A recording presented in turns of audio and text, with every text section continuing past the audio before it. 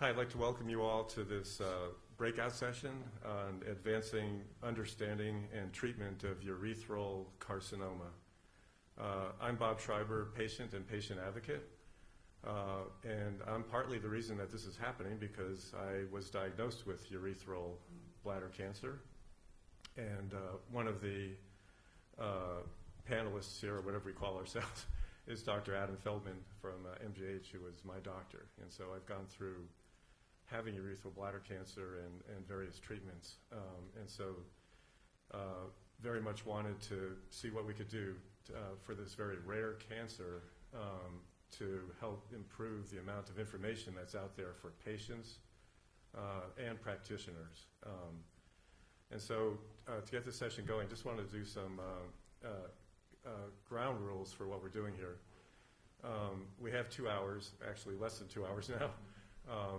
Each talk by the 4 speakers ahead of me as a wrap-up will be about 20 minutes or so, and then we'll have time for like 1 or 2 questions at the most after each speaker. And then at the end, I'll wrap it up with a little bit about my particular experience with Dr. Feldman, and then talk about what are the steps that we can take to get more information out there, as I was saying. And so to start out, I'll just read quickly, because this is being recorded. Just read from the description of this session. Basically, want it to be a dynamic, interactive session on primary urethral carcinoma, a rare yet aggressive form of the disease that has seen minimal progress in recent decades. And I guess I would highlight that is that to me, it feels like we're sort of where we were with bladder cancer, say 10 or 15 years ago, in terms of how much BCAN has made an impact on getting the information, getting the community of bladder cancer experts, growing that community. It would be good to grow the community now of a very specific rare form of the cancer, urethral cancer. So with only a handful of patients seen annually or individuals at individual centers, what we're going to try to do is to pull from the collective experiences of individual centers, including firsthand patient perspectives, to provide a platform for in-depth discussions and knowledge exchange. In this session, we'll explore urethral, urothelial, and non-urothelial subtypes. So here's another problem, is the term urothelial versus urethral. And this has gotten confused in some things that have happened in my experience as well. So just be aware of, you have to state it, your diction has to be very good. So building upon last year's rare cancer session at last year's think tank, including the development of urothelial carcinoma following intravesical treatment for NMIBC, a growing concern as more effective therapies emerge. So you're here, you're not missing this opportunity, but others are going to be watching the recording, sharing this opportunity with experts that we have on the panel, sharing insights, hearing from patients, any patients that are here with urethral or having suffered from that. We'd like to hear from you, and to shape the future of urethral bladder cancer research and care. And I guess, Adam, would you mind just describing the session, because I don't have it in my head as well as you have it in your head. Dr. Feldman, if you could just tell what the order of events is here and the basic subjects that are going to be presented. And as another quick thing, for each of the speakers, if you could just introduce yourself, give a quick bio sketch of half a minute to a minute, that'd be great. So Adam, could you tell the order of events here? Thank you. Thanks, Bob. That's wonderful. So I'll just give a quick overview. Piyush Agarwal, who's a urologist, is going to first lead in with epidemiology of urethral cancer. Manju Arun, who's a pathologist at USC, is going to be leading in and just talking about female urethral cancer and the nuances of that, and then also talk a little bit about the nuances of the pathology. Mike O'Donnell from Iowa is going to talk about the prostatic urethra and the risk of prostatic urethral involvement in patients who have pre-existing bladder cancer. And then I'll talk about the management, surgical and multidisciplinary management of urethral cancer and the nuances of that. And then Bob will talk about the patient experience, which will we'll round it all out as the closer. Sure, and I'll give a summary of some notes that I've taken and maybe notes from other folks in the audience, important points. Thank you, Yeah. Adam. And we're going to try to keep about 15 minutes at the end to chat. Sure. Okay, so Piyush, if you can. Great, yeah. You go ahead and introduce yourself. Okay, hi. Thank you so much to everyone here, especially Adam and Mike, for inviting me to be part of this. My name is Piyush Agarwal. I am a urologic oncologist.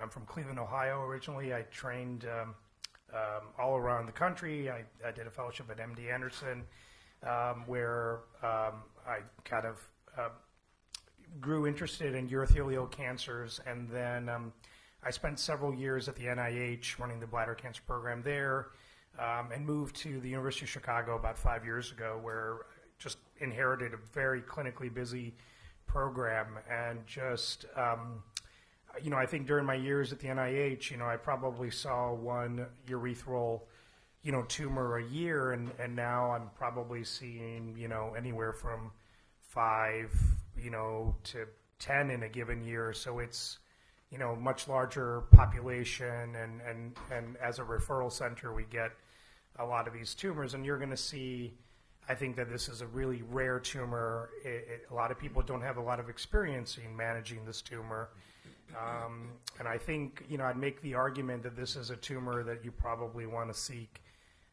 tertiary care for, because it's difficult to manage, and you sometimes need you're going to need the help of experienced pathologists and radiation oncologists, and medical oncologists, because this is truly a multimodal cancer. So I think that'll probably be borne out in the session as we talk. So, all right, with that, let me start. Primary urethral cancer. So the way it's been defined is this is a tumor so when we see urethral cancer, often it's a progression from a primary tumor that's within the bladder or within the penis or within the vulva. So we see that often, but those are just an extension of that primary tumor. So here for this discussion, we're talking about the rare presentation of just tumor in the urethra. And so when we look at this rare presentation, it really is less than 1% of our genitourinary tract tumors. And these are tumors that are thought to arise from some dysplasia or CIS within the urethra itself. And I think Dr. Aron will go over this in more detail. The male to female ratio is 2.2 to 2.3, affecting men disproportionately, and the mean age of onset is in the sort of the late 60s. And the risk factors that we know of is really chronic inflammation, and whatever source that may be, whether that's from urethral stricture disease or whether that's from a urethritis secondary to a sexually transmitted disease, or really HPV infection is another significant risk factor. And I'm sure we'll talk about staining for HPV and what the impact of that is. But that is seen in 23 to 31% of cases. Stricture disease, I can't tell you how many times our reconstructive colleagues will go in to do a urethroplasty on a patient, and then they'll call me into the OR and say, hey, I think there's tumor going on here, and they've aborted the urethroplasty, and then we're trying to figure out how to manage the urethra. So it's a lot of the presentations I've kind of seen just for a patient who had chronic stricture disease, was catheterizing for a very long time. And again, I think the etiology is chronic inflammation.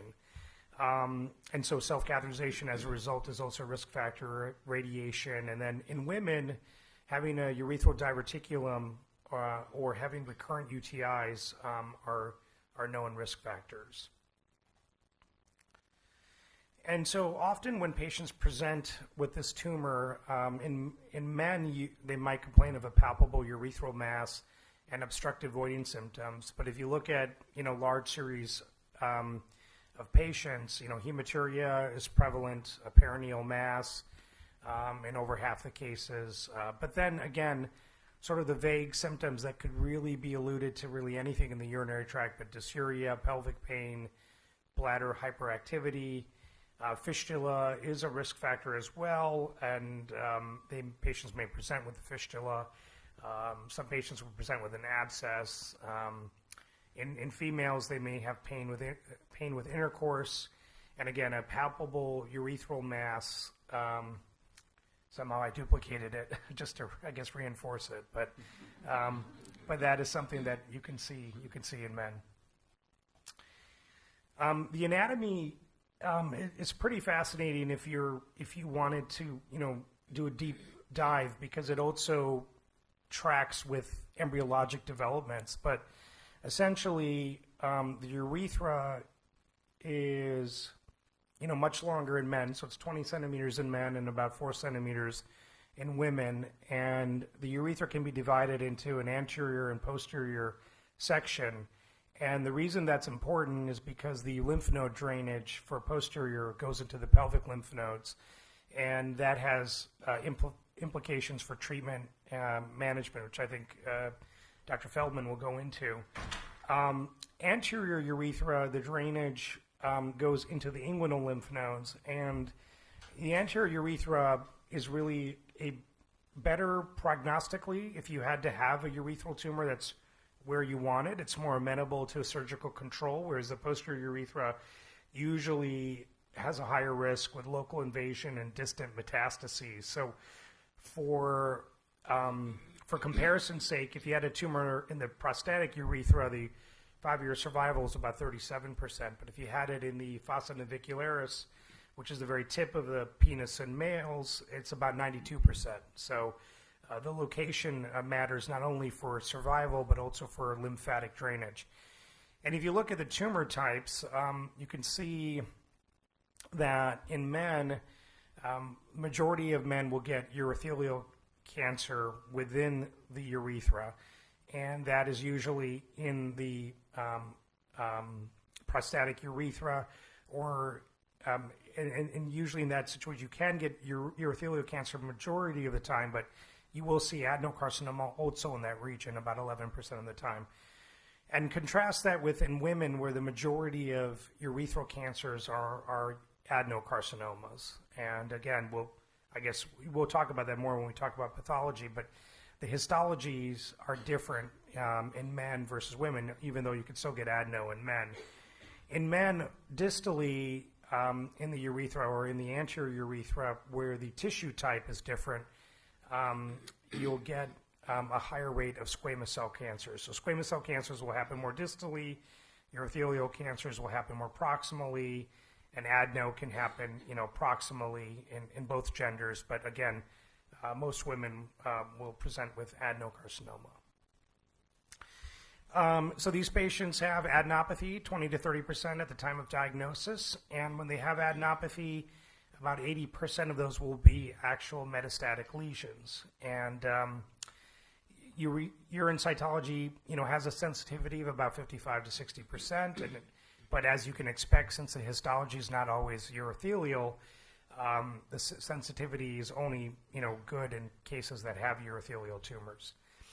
Essentially, when we see these patients, we should do a good exam with a cystoscopy, an exam of the genitalia. Usually for women, this will entail an exam under anesthesia in the operating room.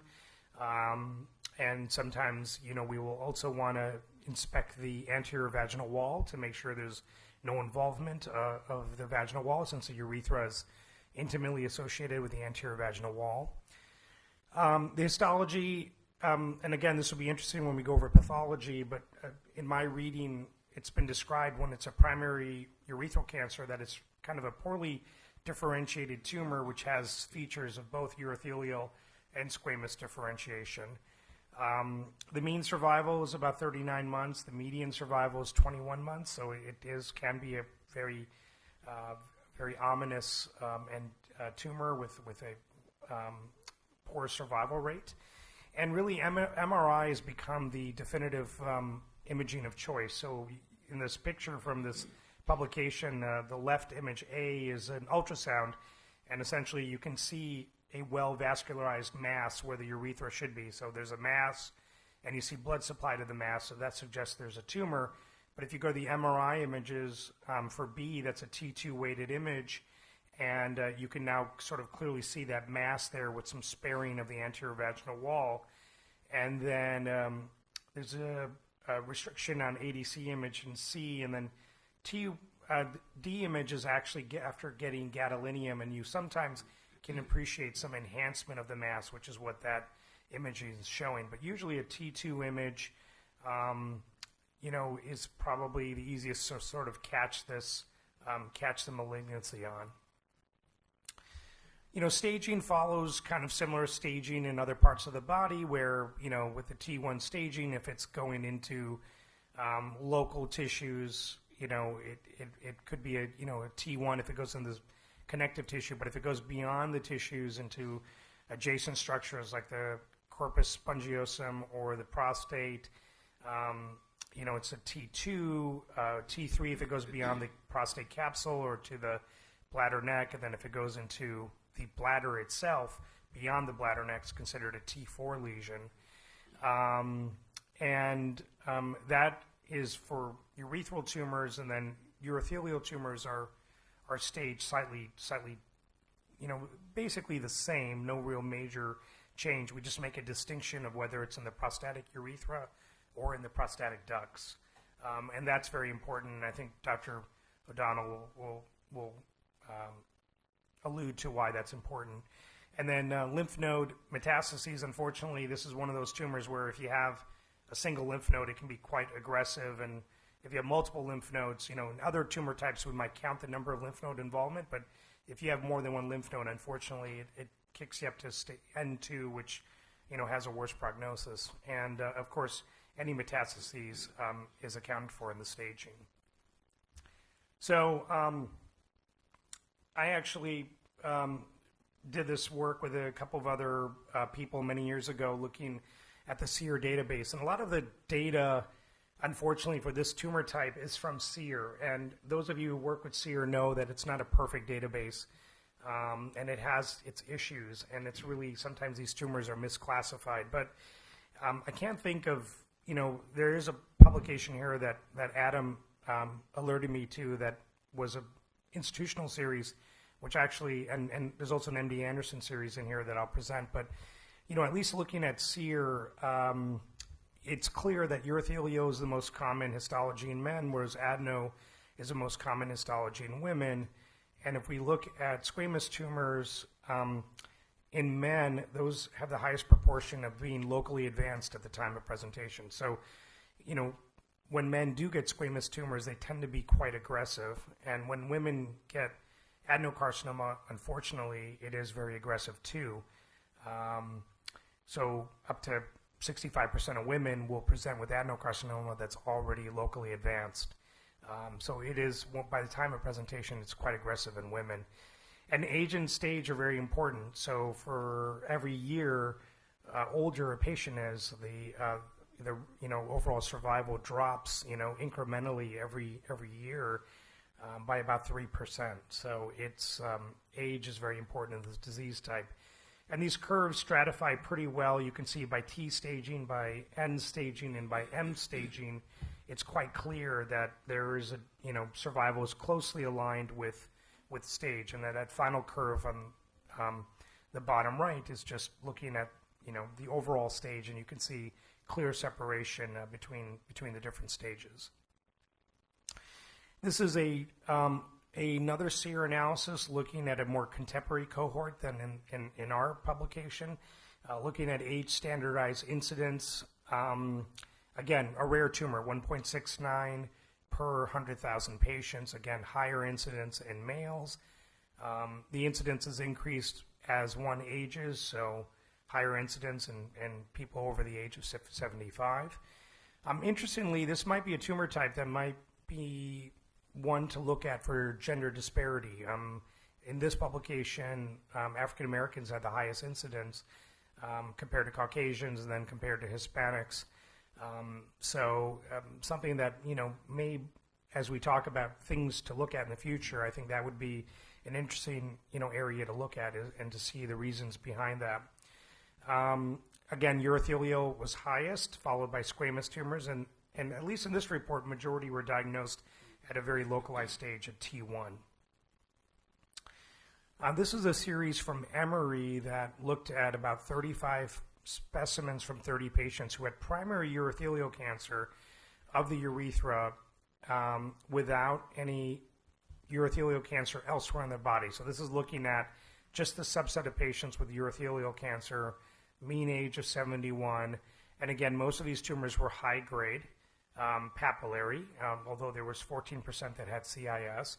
And again, very low percentage of low grade tumors. And the major risk factors if they had previous history of urothelial of the bladder. And in these patients, the survival, unfortunately, is quite poor. 3-year overall survival is only about 33%. So again, this is a single institutional series but of urothelial tumors, but highlights the fact that when it does happen, it can be quite aggressive. And then this is a publication, again from SEER, but asking the question, what are the differences between urothelial and non-urothelial urethral cancer? So it basically lumped all of the non-urothelial into this category of variant histology and then compared them to urothelial histology. And here you can see that the variant histology is really presented with more advanced stages. So in this first curve, this is the cancer-specific mortality, and you can see the 5-year non-urothelial mortality rate is much higher than that of the urothelial. And if you break it down, actually, you can see that the mortality is highest in sort of the other histologies that are not lumped into either adeno or squamous. But then looking at adeno, again, much higher than urothelial, and squamous is in between the two. And in the bottom curve, you're looking at the survival curve for patients who have metastatic disease and whether or not they receive chemo. And you can see that the survival is actually better for those patients that receive chemo. And we'll talk about, chemo and what the implications are and what type of chemo is used. But here, the median survival was about 14 months in patients who got chemo compared to 7 months without chemo.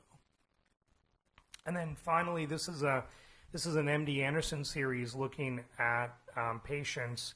And again, it highlights the poor survival. So again, you can see if you look at this, curve, again, 5-year survival is probably under 50%, and this is probably better than we've seen in the SEER database. And survival, again, this is a smaller series, so you don't see any great correlations between grade and gender and stage. But from SEER, it appears that women present with more locally advanced disease at the time of presentation. So I think that, the other data bear out that women have really poor survival when they present with this type of cancer. So in summary, and to really start off the discussion, this is a rare cancer. It's more common in men. Increased risks with having HPV, STDs, urethritis, or stricture disease, anything that can increase inflammation. Men are more likely to have urothelial cancer, whereas women are more likely to have adenocarcinoma. It's more common in African Americans, which may be something to explore from a research perspective. And in those who get urothelial cancer, 77% had a previous history of urothelial cancer. So that should be reason enough to really do close surveillance of your patients who have had a radical cystectomy, because, it'd be interesting to hear Adam and Mike's perspective. But anytime I take out a patient's bladder in a male who's had prostatic involvement or deep stromal invasion, I will try to advocate for a prophylactic urethrectomy, because I really worry that they're going to get disease. And we don't really do concomitant urethrectomies at the time of cystectomy anymore, but I think that is a patient that you may want to consider that. But if they have previous history of urothelial, you have to really do surveillance of the remaining urethra, because that's at risk. In women, it's much easier to take the urethra at the time of a cystectomy, which I routinely do. But in those women who are not getting a neobladder. But I think in men, we don't do it as often. and so it's an important thing to do surveillance on. And then survival is really poor with variant or non-urothelial histologies, and certainly chemotherapy can be beneficial. So with that, I will end.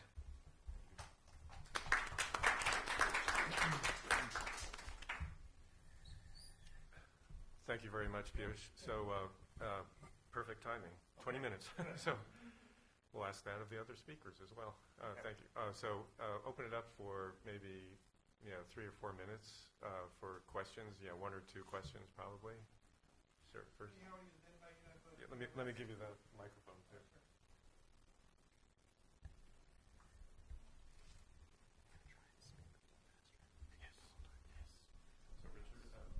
There we go. Thank you. Dan Vaina, Medical Oncology, West Cancer Center in Memphis. I had 2 patients referred to me in the last 6 months that initially were called adenocarcinoma, et cetera, locally advanced, and on expert pathology review, they were revised to clear cell carcinoma of the urethra. I noticed that you do not even include that as a possible histology.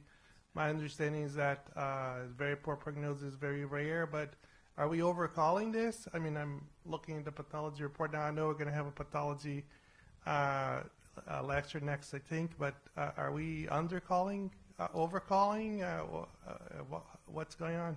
Yeah, I mean, we'll probably, probably is a good question to ask Manju when she presents. I think that is a rare histology, and again, with almost every urethral tumor I see, we have some really great pathologists at our place, but I usually will also send them out for another opinion. I don't think your management is going to be, all that different. I think these are aggressive tumors, and whether it's an adeno or it's a clear cell, I think you're going to still manage it quite aggressively. So if the patient's a surgical candidate, I think you're going to be doing that. You might have a role for some adjuvant radiation and maybe even chemo thereafter. So it might impact the chemo you might give, so that probably is really important. But I think from the surgeon's perspective, it's going to be a pretty aggressive tumor. Just a quick clarification, and I'm a patient advocate, so forgive me if I don't get all the science right. Just for a clarification, you're calling these primary urethral carcinomas, and yet 77% of them have had urothelial carcinoma somewhere else, like bladder, and maybe have had a radical cystectomy. So at what point let's say a patient had a radical cystectomy and developed this 6 months later, is that a recurrence or is it a primary? Yeah, I think the definition is not having it at the same time. So, I think when you get, as we know with urothelial cancer, the whole urothelium is at risk. So if you want to think of it, not only can it happen in the urethra, but it can happen in the upper tracts, and it can happen, so many of us have gone back to remove a kidney for urothelial cancer that happens at some interval after the original cystectomy. And I think the urethra is also at risk. I mean, I think this is really, that data is really referring to urothelial cancer. But, if you were to get a squamous tumor or you were to get to adeno, Yes. then that certainly is different. But That's I think different. Yeah. my understanding, correct me if you guys look at it differently, but my understanding is really all of this data is for urothelial cancer that presents, in the setting where there isn't tumor anywhere else at that given time. At that time. 'Cause That I always series thought was, of at that time. I always thought of upper tract as being a new primary, but down in the urethra, it could be a recurrence. But anyway, that's just my way of looking at it. But the real question is, it's not been my experience talking to a lot of patients who've had radical cystectomy that they're getting actively screened for this. And what is the screening guidelines? And if you look at NCCN, they say it's optional. What should our surgeons be doing for us? Yeah, I mean, that's a good question. And sometimes out of these BCAN meetings, we do these sort of survey papers, and that may be a good one to look at is what are we doing for the urethra? What are you guys doing after a cystectomy? If it's a case where there's bladder neck involvement or positive margins will go back and do a secondary look and may do a urethrectomy or give topical therapy. But advocating patients to every 6 months for the first 2 years, that's the highest point of recurrence, and alerting patients to look for a blood per urethra as the classic presenting sign and a mass post-cystectomy. Yeah, I mean, you know, in the textbooks you'll read about urethral washings. I think in reality, I think that's not happening at most places, and that would be a good survey question. Yeah. You know, to know what people are doing, but you know, someone who has a neobladder avoided urine cytology certainly, although it has limitations, and yeah. No, I think they're not, but yeah. Yeah. And some of our folks do. I think when we have people who have CIS, when we have people who have like CIS everywhere that they're at what we feel like we're a positive margin or something like that, those are folks that we try to get a urethral wash on and then tell them if they're having discharge, they need to let us know right away. One way of doing the wash that's a little easier is to literally have a basin underneath the cystoscope, flexible cystoscope, so everything that falls around it as you're looking, you'll basically collect. And you can use fish as well, which is much more sensitive than cytology. Yeah. The way our nurses currently do it is put in a catheter with minimal lubricant, and then they irrigate through the catheter a small amount of fluid and then catch what comes out around it. And it's actually been pretty sensitive. I've been surprised by how sensitive it is. So hi, and thank you for inviting me to this first BCAN meeting that I've ever attended. So this is something new for me, and I was to talk about female urethral carcinoma. My name is Manju Aaron. I'm a professor of clinical pathology and urology at USC and the section director of GU services at USC. So you'll have to pardon me because I might repeat some of the stuff that Piyush has already mentioned. But I just wanted to highlight the difference that we have with urethral carcinomas that develop in the females vis-a-vis the men. And it also starts by talking about the differences in the female and the male urethra. So, you know, the female urethra is much shorter than the male urethra, as Piyush has mentioned. Female urethra is about 4 centimeters in length, and the male urethra is about 15 to 20 centimeters in length. It has relatively short and has a straight kind of course. It is divided into a proximal urethra, which is the proximal 2/3 of the urethra, and a distal component, which and the lining epithelium on these two portions is different. The proximal urethra is lined by the urothelium, and then it slowly kind of transitions into the squamous epithelium in the distal portion of the urethra.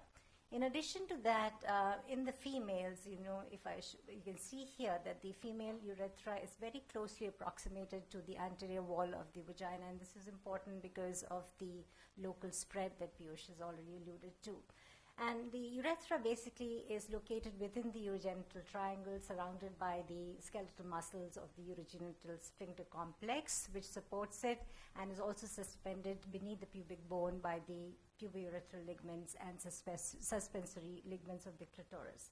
Now, as Piyush mentioned, today we are going to talk about primary tumors arising in the urethra, but when we talk about urethral tumors, generally speaking, you know, we can divide them into three main categories. So one is primary tumors which are arising within the urethra itself, and then of course tumors which are secondarily involving the urethra. That means, for example, tumors from the bladder neck going into the urethra, or tumors from the colon and rectum or vagina going into the urethra. Those are the secondary tumors. And rarely you can even have tumors metastatic to the urethra, extremely rare. Sometimes, you know, there are case reports of renal cell carcinomas going to the urethra. So that can be confounding for pathologists sometimes, because I mention a particular kind of cancer which somebody raised the question about, which is clear cell carcinoma of the urethra, can resemble these tumors from the kidney.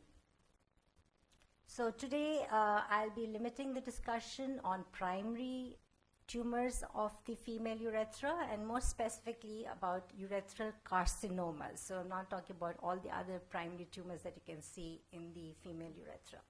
So again, these are extremely rare, and as Piyush mentioned, from the SEER database that we have, the recent one from 2004 to 2016, the age standardized rate incidence in women is 0.55 compared to 2.7 in men. They're again more frequent in older individuals, about 6th to 8th decade of life, and they usually present at an advanced stage. I'm not going to go through all the risk factors because it's almost the same in men and women. STDs, especially HPV-associated urethral carcinomas, are also common in about 30% of the cases. These, generally speaking, we don't know the exact incidence of HPV-induced squamous cell carcinomas in females, just because there aren't really good studies out there, and these tumors are so rare, so we really need to have more data to kind of talk about incidence of these specific tumors. Now, clinical presentations, again, I'm repeating what Piyush mentioned, but they're very non-specific. So the patient can have symptoms of UTI, hematuria, dysuria, or dyspareunia, and so there has to be a high clinical index of suspicion for the diagnosis of these tumors, especially when they're more proximal in location. Distal tumors may present as a urethral mass, and it's easier to kind of identify them, but for proximal urethral tumors, it's a little harder. So yeah, if you do a good physical exam, especially in a woman, you have to do a bimanual exam, speculum examination, and also need to palpate for inguinal lymph node examination, because most of the times, these tumors may present with lymph node metastases, so you want to do that right away. Again, imaging, pelvic MRI is a good way of identifying these tumors and seeing the localization of these tumors, whether they have spread beyond the urethra. And of course, at the same time, you want to do CT imaging of the chest to rule out the presence of any metastases.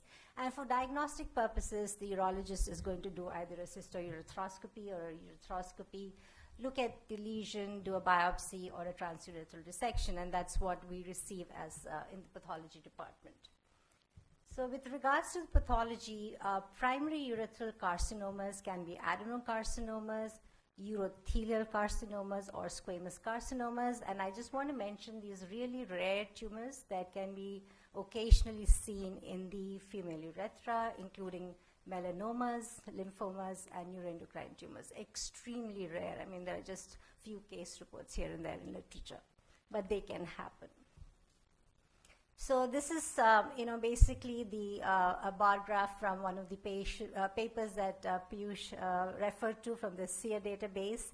And you can see here that, in men, urothelial carcinomas are much more common. And in this contemporary data evaluating the SEER database from 2004 to 2016, adenocarcinomas form 28% of the female urethral carcinomas, urothelial carcinomas were 27%, and squamous carcinoma were 25%. And this is another graph here, bar graph from the same paper, and I just want to bring your attention to these tumors here. This is adenocarcinomas, and the gray and dark gray colors here represent the male and female distribution, and here you can see the distribution according to the race, and you can see here that across all races, of course, adenocarcinomas are more common in women, and this is much more conspicuous in African Americans and Hispanic populations. So in these populations, the female to male ratio is much higher for adenocarcinomas. Of course, I'm a pathologist, so I have to show you some nice pink and blue images, and you'll have to believe everything I say about it, right? So here to the left is an adenocarcinoma, and we in pathology would call this an enteric type of adenocarcinoma, because these resemble exactly the adenocarcinomas that you can see arising from the colon and the rectum. So it becomes next to impossible to differentiate these based on the histology. And to the right is a tumor which we call clear cell adenocarcinoma. I just have one picture of this tumor because it's a rare tumor, but it is seen more commonly in females compared to males. But it is a type of adenocarcinoma, and this adenocarcinoma actually resembles the tumors with the same name, which occurs in the GYN tract, and more commonly occur in the GYN tract. These are supposed to be Mullerian in origin, and they're exactly identical. So if you have a tumor, which is a clear cell adenocarcinoma arising in the urethra in a female, you want to exclude extension from the GYN tract. To the left is an image of a urothelial carcinoma, very clear-cut urothelial carcinoma, just like what you see in the bladder. And to the right is an image of a squamous cell carcinoma. And how do we identify squamous cell carcinoma in histology? We see what is known as keratin pearls. That makes it very easy to identify that this tumor is a squamous cell carcinoma. Now, with respect to these tumors, adenocarcinomas, they are more commonly seen in the proximal urethra, and as Piyush mentioned, urethral diverticula is a risk factor for the development of cancers, and the cancers that you see in this urethral diverticula, majority, 75% are adenocarcinomas. And as I mentioned to you, although these adenocarcinomas can have very different histologies, it is very important to differentiate these adenocarcinomas and to kind of make sure that we are not missing out on adenocarcinoma arising from the GYN tract or the colorectal primary. With respect to urothelial carcinomas, just like adenocarcinomas, they're more common in the proximal portion of the urethra, and again must exclude direct invasion of a tumor in the bladder neck growing into the urethra, so that has to be excluded. And unlike bladder urothelial carcinomas, which we know that about 25% have either divergent differentiation or subtype histologies, we do not really know the incidence of divergent differentiation and subtypes in urothelial carcinomas arising in the urethra. So that's something, again, there's so little information out there. We need more studies to know what the incidence of this divergent differentiation and subtypes is. With respect to squamous carcinomas, they are much more commonly seen in the distal part of the urethra, again because of the anatomical proximity of the vulva and vagina to the urethra. It's important to distinguish whether the tumor is primary in the urethra or is it coming from the vulva or vagina. Tumors, squamous carcinomas of the vulva vagina, as you all know, is very is associated with HPV infection, but the incidence of HPV infection in squamous cell carcinomas of female urethra is really not known. We know that ballpark 30% of urethral carcinomas are associated with HPV, but we don't really know what the sex difference is in this particular type of cancers. Now, with respect to carcinomas arising in the urethra, sometimes we come across cases like this, which look really poorly differentiated. They have this basaloid, more blue-looking kind of appearance because the cytoplasm is a little bit more sparse than what we see with urothelial cancers or squamous cell carcinomas. And you can see these two images, they look kind of similar to each other, really no evidence of differentiation in this particular image. But elsewhere, this tumor that I showed you previously had areas which were more clearly urothelial, and so this could be classified as a urothelial carcinoma. And again, this second tumor was a squamous carcinoma because there were areas where you could see histological evidence of squamous carcinoma in the form of well-defined intercellular bridges or keratinization, so we could make the diagnosis. But if you just looked at those two images that I showed you, they are very, very similar. There's a lot of morphological overlap in these poorly differentiated carcinomas, and unfortunately, we use ancillary tools like immunohistochemistry sometimes to differentiate these two different subtypes. It doesn't really work in this particular instance, so we are really, in a bind as to how to classify these tumors. But if I see these poorly differentiated cancers with a basaloid appearance in the urethra, one thing that I always consider is the presence of an HPV-associated primary urethral carcinomas. These tumors have this kind of a basaloid morphology, which is actually again very similar to the basaloid squamous cell carcinomas, which are HPV related, arising in the penis or in the oropharynx. So they have a similar morphology. And to identify these tumors, we do certain stains. P16 is one immunostain that we use, which is a surrogate marker for the presence of HPV infection, but this is not a very specific marker. What is more specific is to identify the presence of the HPV mRNA within the tissue, and that we can do quite effectively by doing what is known as in situ hybridization. It's relatively easy stain to do, and if we see that, then this is an HPV-associated cancer. Recently, there was a paper which looked at the molecular features of these HPV-associated urethral carcinomas, and you can see that its molecular profile is very different from the usual urothelial carcinomas and squamous cell carcinomas that arise in the bladder and the urethra, because they don't have mutations of P53, CDK, N2A, and TERT promoter mutations, which are commonly seen in bladder and urothelial and squamous carcinomas. In addition, clinically, these tumors show presence of lymph node metastasis at the time of presentation, but there is conflicting reports whether this really kind of affects clinical behavior. I mean, do they do worse? Are they more aggressive? There was one study from MD Anderson which said that these are very aggressive tumors and the patients do poorly.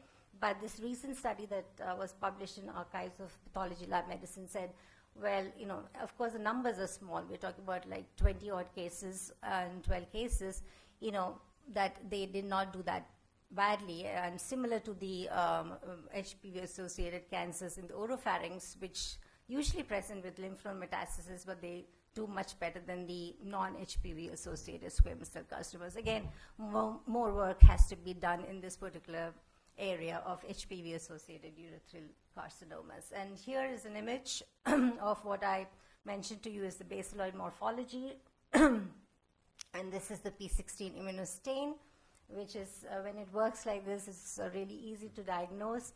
And this is the HPV RNA-ish, these little brown spots that you're seeing here. When we see that in the tissue section, we know that this is a case which has HPV within it, and this is an HPV-associated cancer. Now, briefly about the prognosis of primary female urethral carcinomas, the most important factor is the stage of the tumor. Other things include lymph node positivity. The 5 and 10-year overall survival of lymph node positive tumors is about 44 and 29%.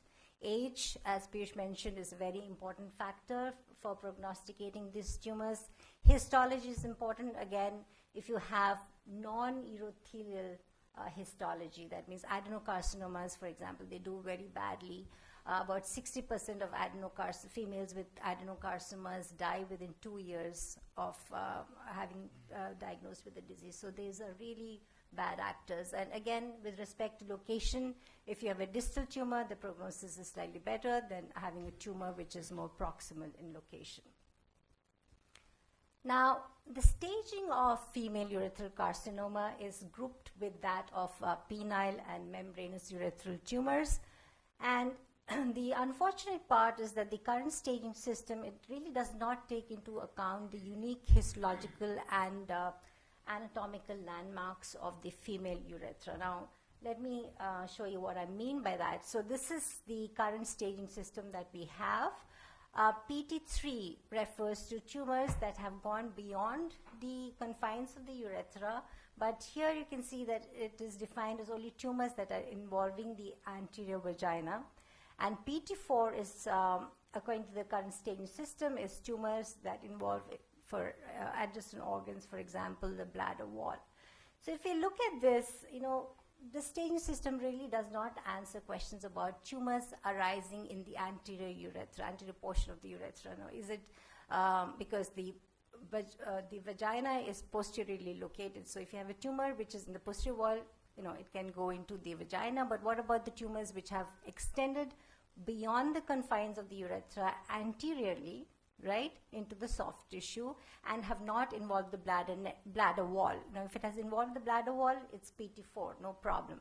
But if it is not involving the vaginal wall, but it's outside the urethra, what do we call it, right? This is not really answered by the staging system. Again, what about the soft tissue that is surrounding the periurethral muscles? Again, the staging system really does not refer to how to stage these tumors.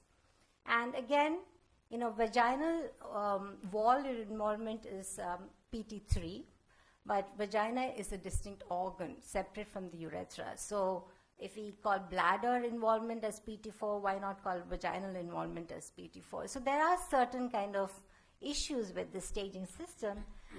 So we, thought about, trying to kind of address it. Can we tweak this staging system to kind of incorporate the specific histological and anatomic landmarks of the female urethra? And so we said, let's kind of see what is out there about the histological and anatomic landmarks of female urethra. And surprisingly, in the medical literature, there's very little information regarding the actual anatomy of the female urethra.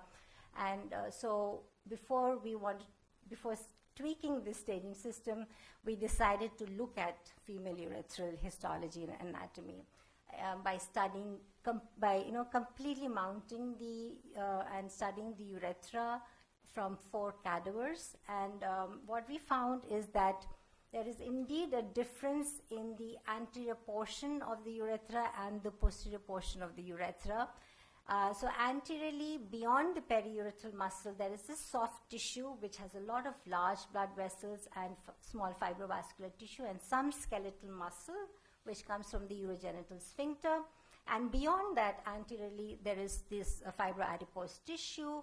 There is fibrocollagenous tissue representing the ligaments. There are skeletal muscle bundles of the urogenital complex. And posteriorly, what we see beyond the periurethral muscle is, again, this connective tissue with large vessels and fibrovascular tissue, and the vaginal adventitia, which is very closely approximated with the periurethral soft tissue. And beyond that is the actual vaginal wall with the vaginal muscle and the vaginal mucosa. In addition to that, we also found that there is difference in the urogenital sphincter complex because it is more prominent anterolaterally and more deficient posteriorly. There is also difference in the histoanatomic configuration of the urethra proximal to distal.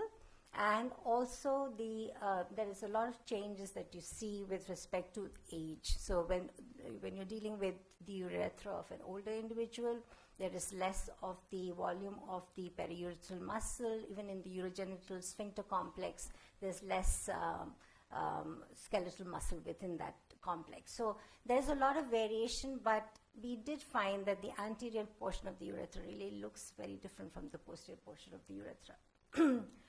So with that in mind, we kind of tweaked the staging system by changing the PT3, by modifying the PT3 as tumors anteriorly extending into the fibrovascular tissue and the skeletal muscle, and posteriorly into the large vessels, fibrovascular tissue, and vaginal adventitia. And in the PT4, we also included the fibroadipose tissue present anteriorly and the entire vaginal wall. That means tumors which were extending into the muscle of the vagina and to the vaginal mucosa were now called PT4 tumors. So that's the modification we proposed, and we call it the female UCS staging system. And then using these histological landmarks and this new modified staging system, we studied 29 cases of female urethral carcinomas. And what we found is that by using this modified system, we were able to better stratify cases according to the different stages. So the artifactual stage compression into lower stages, which was seen by the AGCC staging system, we could avoid doing that. So there was a better stratification. And also this new staging system was more robust with respect to identify patients with disease recurrence. And also it was showing statistically significant difference for overall survival and disease-specific survival for all these different stages compared to the AGCC current staging system. So of course, this is just a preliminary study. This is something which was done on a very small group of patients, just 29 patients, in which actually follow-up was present only in 28 cases. And this is a retrospective study, so more work has to be done. But I think I'll argue that there is definitely more opportunities to really tweak the staging system and to kind of tailor it more to the histological and anatomical landmarks of the female urethra. Now, briefly, because there are experts here on the panel who can talk about treatment and management, I'm just going to say that the evidence-based management recommendations for urethral carcinomas in the female are limited because of the relatively low incidence of this tumor. But for localized disease, surgery is the mainstay of therapy. Multimodal therapy with chemoradiation is more for advanced and metastatic diseases. Immunotherapy, there is a potential role for immunotherapy in metastatic diseases and also possibly in HPV-associated cancer. And of course, the more we know about the molecular profile of some of the rarer tumors, for example, somebody talked about clear cell adenocarcinomas, most of the data that we have is based on what is in the GYN tract. And so there are certain mutations that have been identified, including ARID mutations, and there are specific targeted therapies for that. But we are actually doing a study on clear cell carcinomas of the urethra and looking at the molecular profile, and it looks to be a little different from the molecular profile of clear cell adenocarcinomas of the GYN tract. So, there's much to be done. There's a lot more data to be collected before we really are able to tailor therapy for these more rare subtypes of urethral carcinomas seen in the female urethra. That's all I have for you. Thank you so much. Any questions?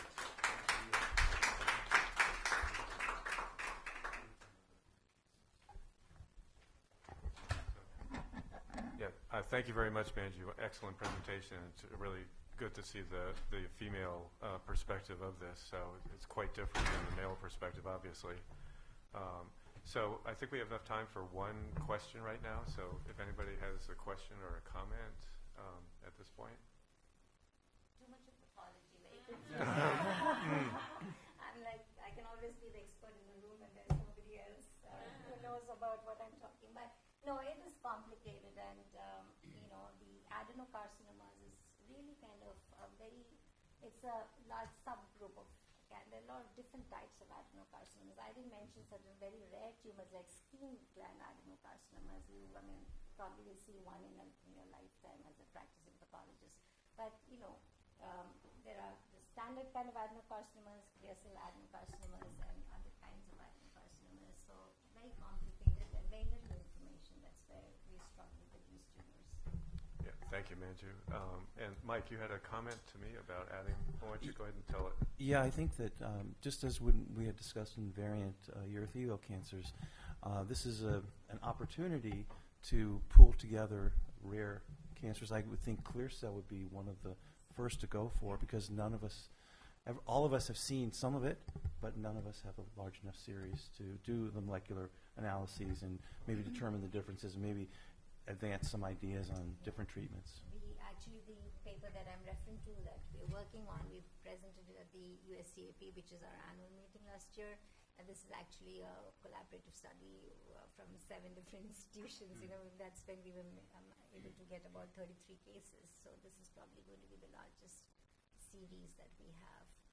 And, this just reiterates the importance of collaborative research, because these are such rare tumors. We see about 5 to 6 urethral cancers, of which I'm not even sure from our database how many of these are actually primary urethral cancers, because some of these may be recurrences, or especially in urethral setting, right? So a lot of opportunity for collaborative research for these rare tumors. Okay, thank you very much. So Mike, you're up next. Okay. So thank you.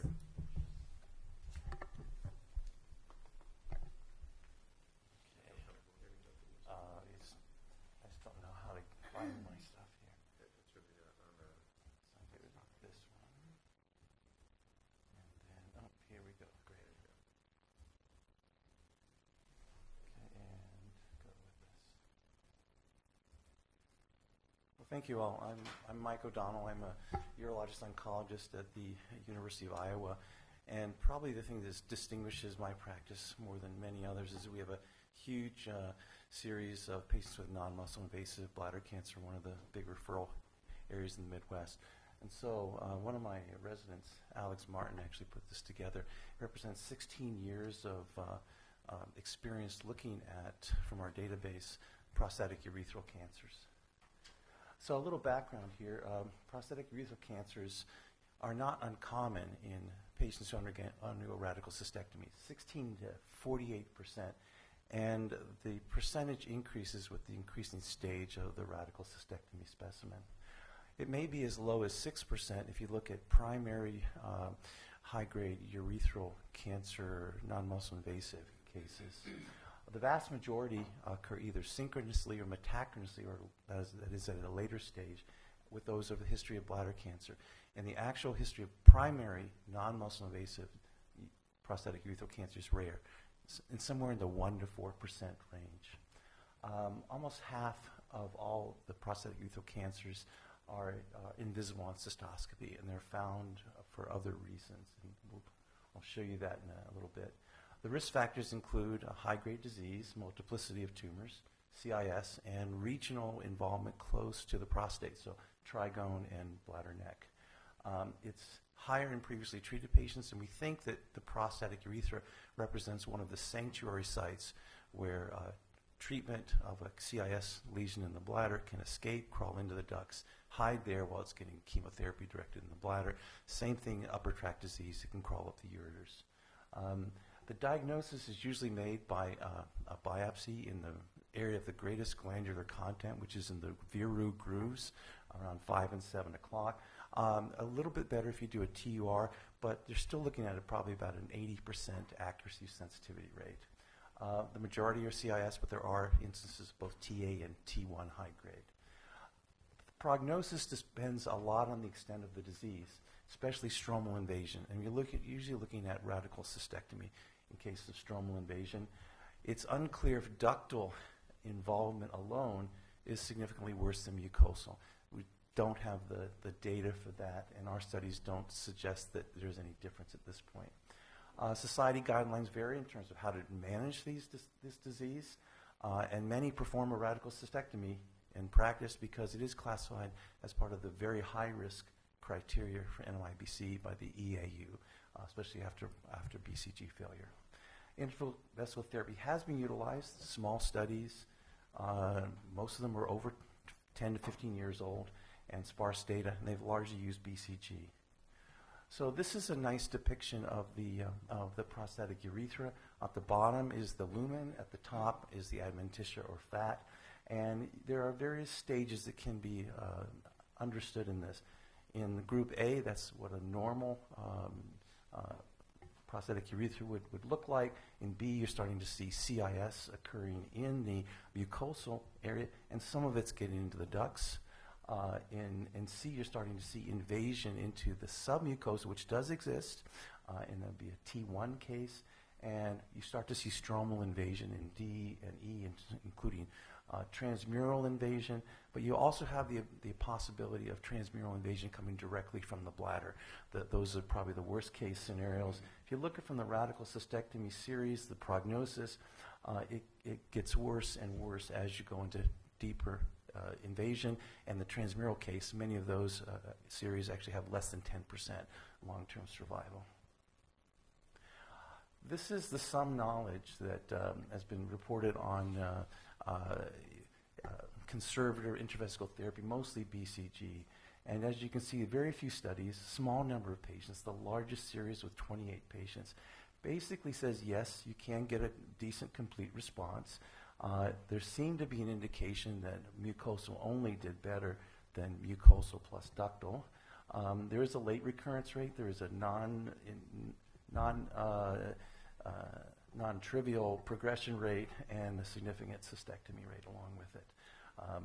But there's very little data on other therapies. There's been one report on a complete response rate from the Spanish group using either adriamycin or mitomycin that looks inferior to BCG, 37 versus 58% in their groups.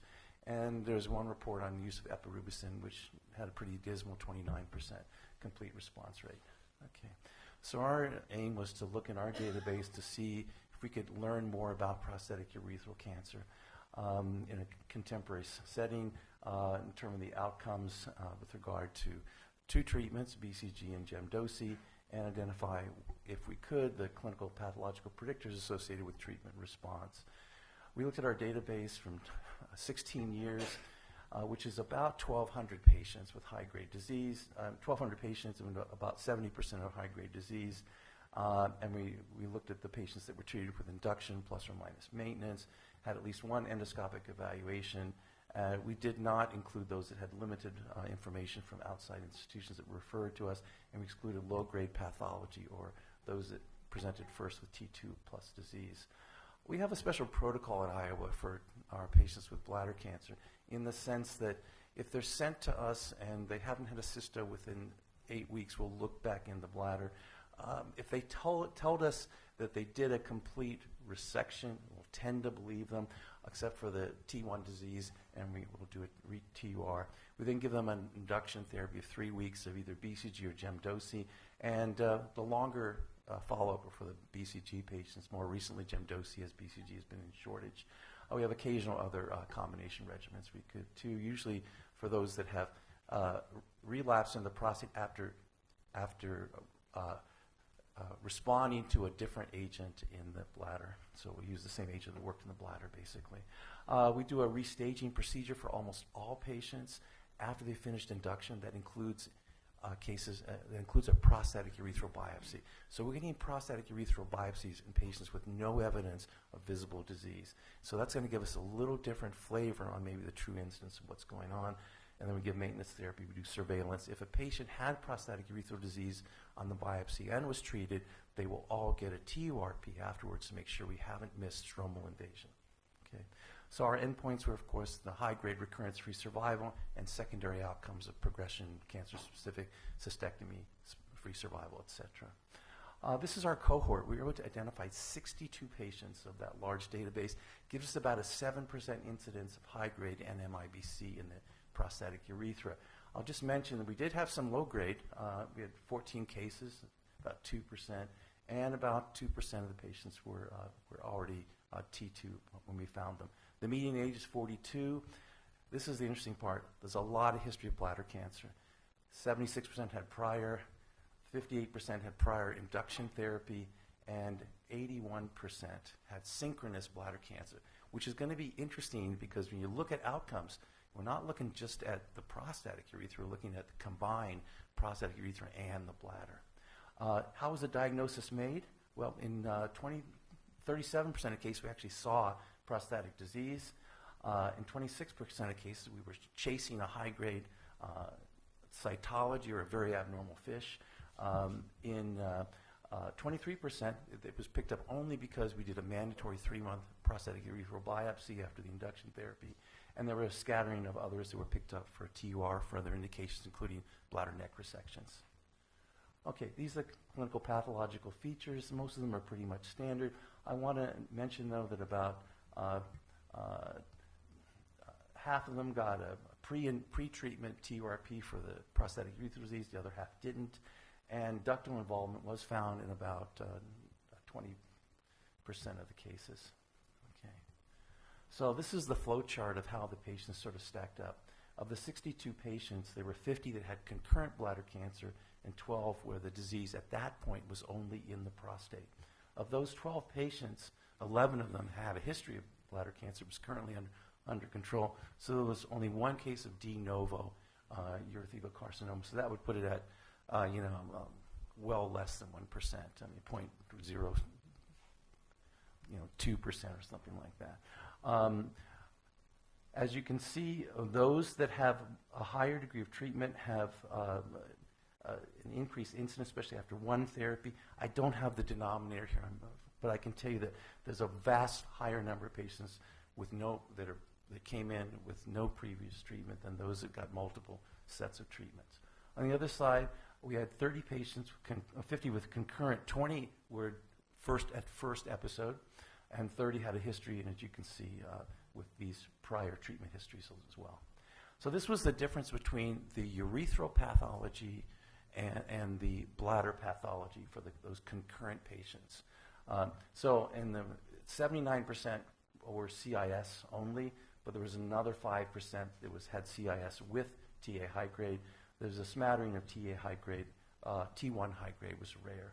On the concurrent bladder side, 72% in total had CIS, but we saw the usual proportion of high-grade T1 by itself, TA by itself, and so forth. But definitely a association with a higher amount of CIS in the bladder. This is how they were treated. 27 got BCG, 26 got gemdosi, and 7 usually got other combination therapy with a median follow-up of 38 months, longer follow-up for the BCG patients. And this is the group as a whole for high-grade recurrence-free survival. That includes, this is my statistician told me I cannot really show prostate alone because if we're dealing with the patient as a whole. So this includes bladder and prostate. Remember, 80% had both. So you saw this large drop, and it kind of leveled off at about 6 months. And the numbers here, the 45% at 12 months and the 38% at 36 months represent the sum total of bladder and prostate. However, I did pull out the data for the prostate alone, and 68% actually at 1 year were disease-free in the organ that we were interested in, the prostate, and that was maintained to 58% at 36 months. So the treatments do work in both cases. We looked at predictive factors, nothing. It didn't matter if it was previous TERP or not, or ductal involvement, and it wasn't like there was even any high hazard ratios for anything. So we can't really say that we can determine in advance. And they are all about the same. Okay. This is how the different treatments perform, basically the same way. BCG, gemdosi, the same, and our other combinations behave similarly. And this is not surprising. This is what we see for studies in low-grade disease and high-risk naive and so forth. So the BCG and gemdosi have been pretty much equivalent through all the studies. Okay. We had cystoprostatectomy in 17 patients at a median of 12 months. There were 3 cases of T3 or more disease, 3 cases of N-positive disease. One of the T3s had N-positive, and then we had a couple of patients with CIS alone that showed N-positive disease. And that's with that. And no predictors. This is our cystectomy-free survival. It's actually not bad, about 2/3 of the patients 3 years out. And the reason for this is that we do continue to treat patients that refuse to have their bladders out. We have up to 5 different successive treatments that can be used, and we get about a 40 to 50% response rate each time we switch to another therapy. Secondary endpoints are progression-free survival, got to about 70% and leveled off, so we have a 30% progression rate in this group.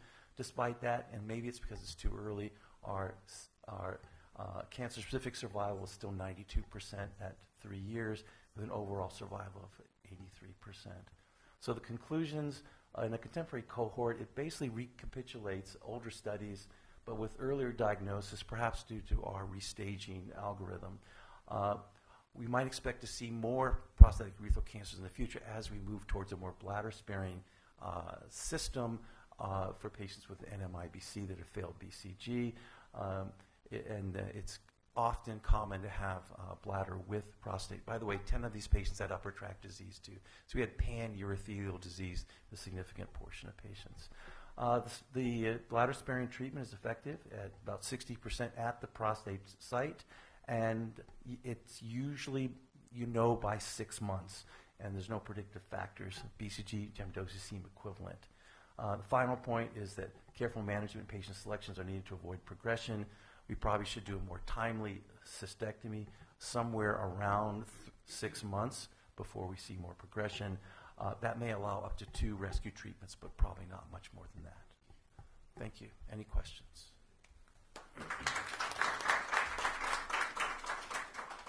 Dan.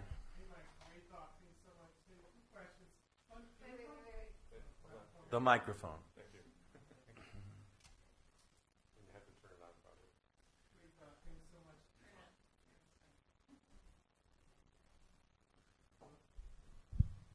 There you go. Yeah, Thank you. Great talk. Thank you so much. 2 questions. Can you comment on how reliable is exposure of intravesical therapies in this anatomical area? And then the second question is, if I see a patient comes from the urologist with non-muscle invasive T1, but there's really no prostatic stromal sampling, is a prostate MRI good enough if there's no lesions in MRI to say this is a T1 case?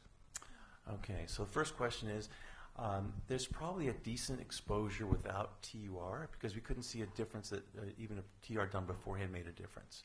But in cases where we have not had a complete response the first time, we'll always do a TURP and then we'll retreat again. So there are probably a subset of patients where you don't get sufficient exposure, nor especially, I would say probably in cases of ductal cancer, especially you have to dig deep, try to go to the full capsule, try to get as much surface area. If then there's no response to your therapy, then you probably should move on to more radical treatments. The case about MRI, we don't know yet. I have not seen any reports on the ability of MRI to distinguish prostatic urethral invasion. Now, T1 invasion, no big deal, but it's the stromal invasion that we really care about. And I don't know if anyone else on the panel or elsewhere has much experience with MRI and making that distinguish. I mean, especially the subtle cases. Yeah, I wouldn't depend on it. I mean, I would definitely, if they have T1 and there's especially no stroma in the specimen, I would resect. Yeah, that's why we're always, like I said, even if we've treated a patient with prostatic urethral disease, on our next version, if they finished induction, includes a TURP. And I've been doing what's called a double donut. I'm not sure it makes a difference. But we do a mucosal layer first, then we get a deeper layer to try to really allow the pathologist to see the deeper ductal structures away from just the mucosal.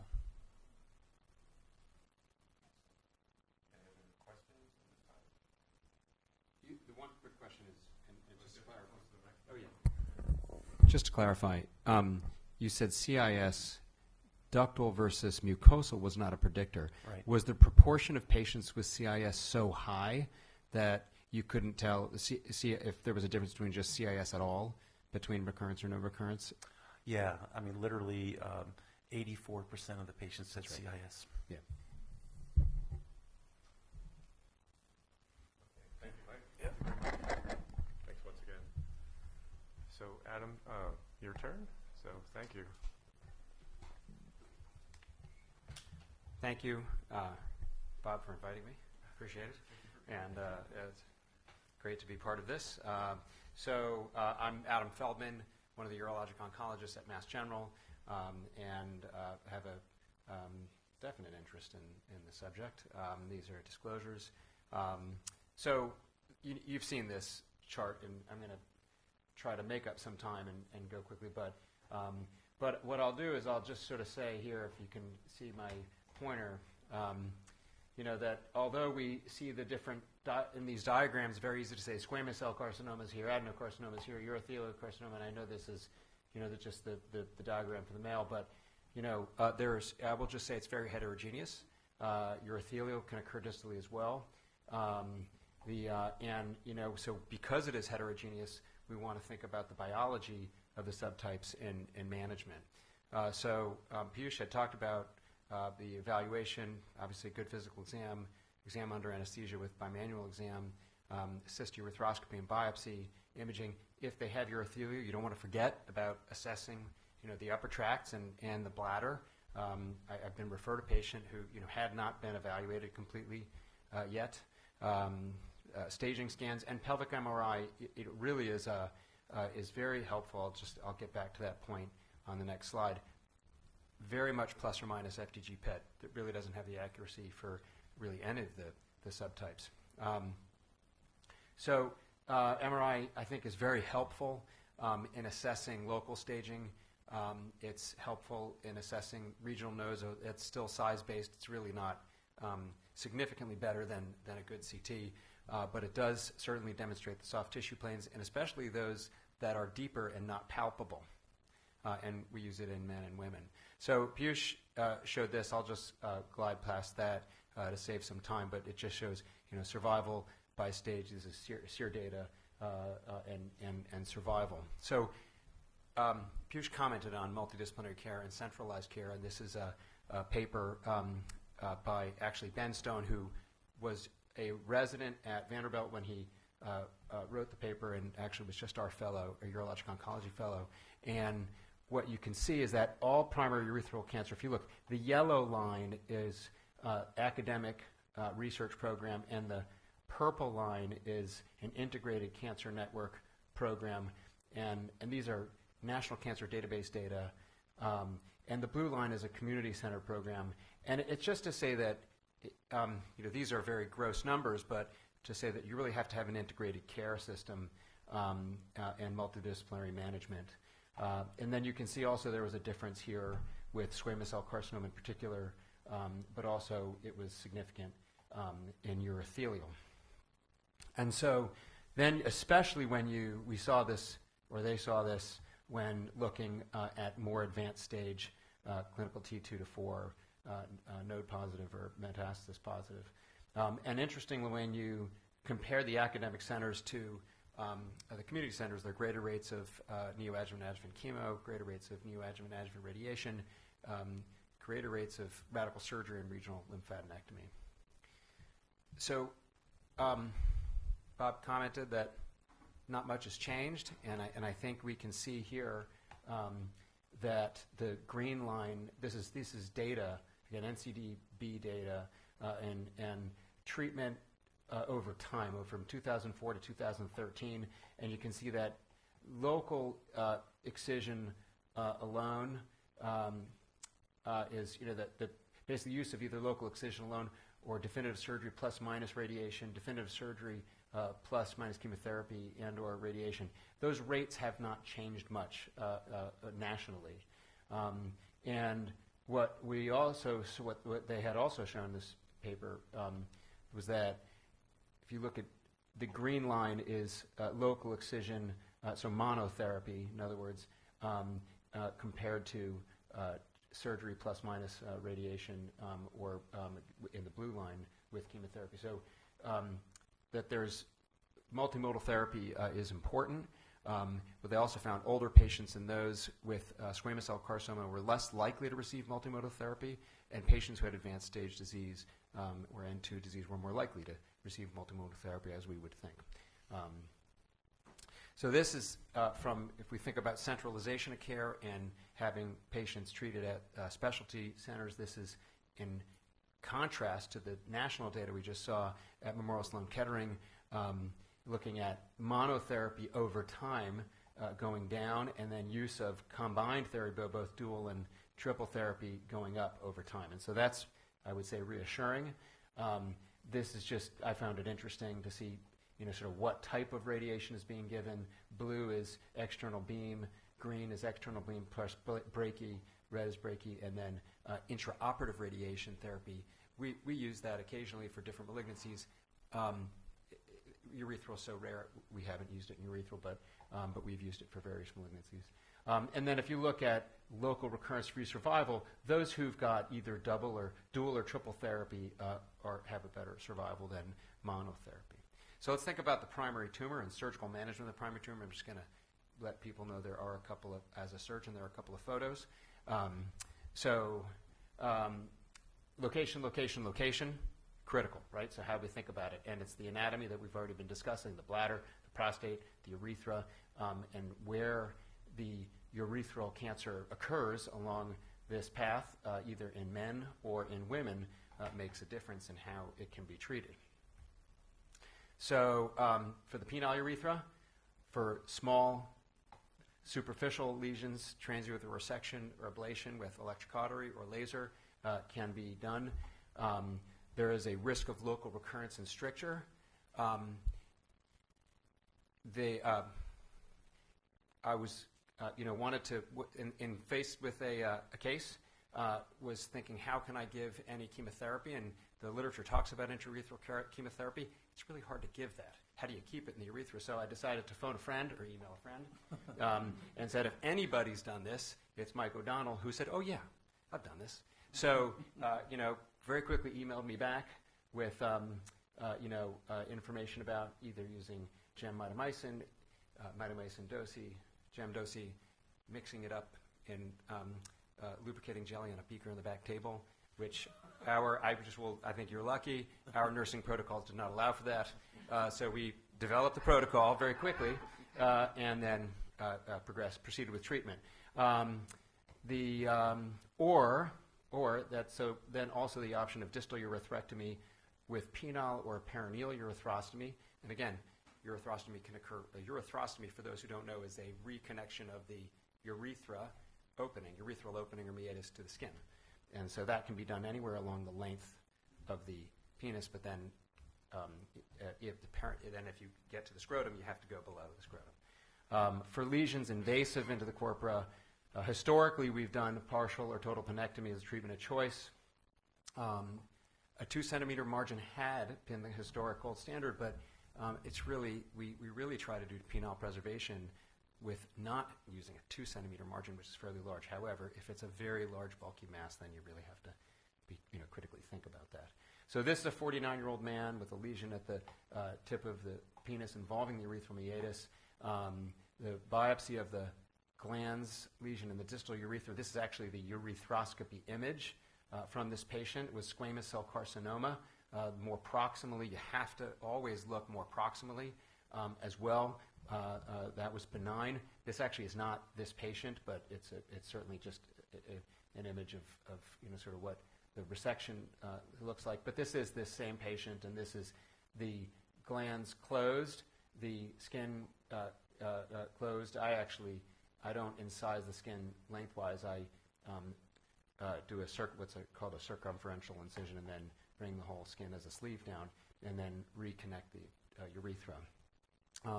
So while penile preservation and organ preservation is key, we've been doing this for a long time in squamous cell carcinoma of the penis. We actually wrote, myself and my mentor Scott McDougall wrote one of the first papers in penile preservation surgery for penile carcinoma. But for urethral cancer, it's still relatively new, but certainly can achieve good outcomes. And so this is just a schematic about the black being the tumor and sort of how you would approach that. And it's fairly intuitive that the farther back the tumor extends, the more extensive a resection you have to get. This is the glands, and that obviously if the tumor is involving the glands or the distal aspect of the corpora, then you have to excise and do essentially a partial penectomy or glandsectomy.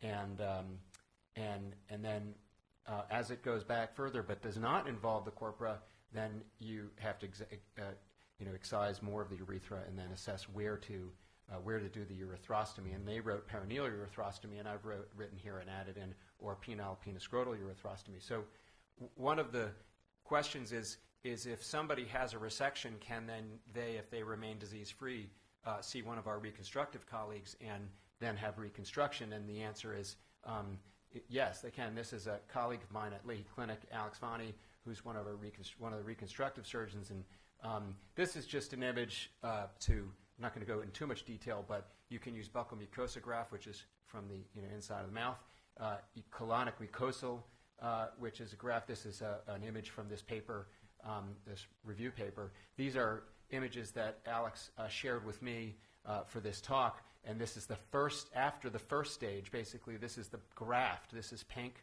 That's where the opening where the old resection had gone to, and this is the first stage where then it develops a blood supply and then becomes tubularized, and then the skin is closed over there, over that tubularization. And so it's a two-stage operation, and in his hands, I should say, with no prior radiation, there's a 90% success rate. So again, location. It's very different if you're dealing with bulbomembranous, which is where the sphincter is, and the prostatic urethra. For small superficial lesions, transurethral, again, you can treat them transurethrally. Again, there's always a little risk of local, and I'm not going to go into prostatic because Mike's just gone through that. But for more advanced disease, then certainly a radical cystectomy, total urethrectomy, or penectomy, when appropriate. So this is a 70-year-old man who had just retired and was looking forward to enjoying his retirement, and developed LUTS and mass in the bulbar to prostatic urethra. And this is an MRI image, and you can see that this is the mass that's sort of extending and actually really filling the whole prostate, but there was no evidence of extension outside of the prostate. And then this is a cystoscopic image. It's really hard to see, but this is the mucosa. This is this sort of hemorrhagic mucinous, and there was like mucin just sort of pouring out of this.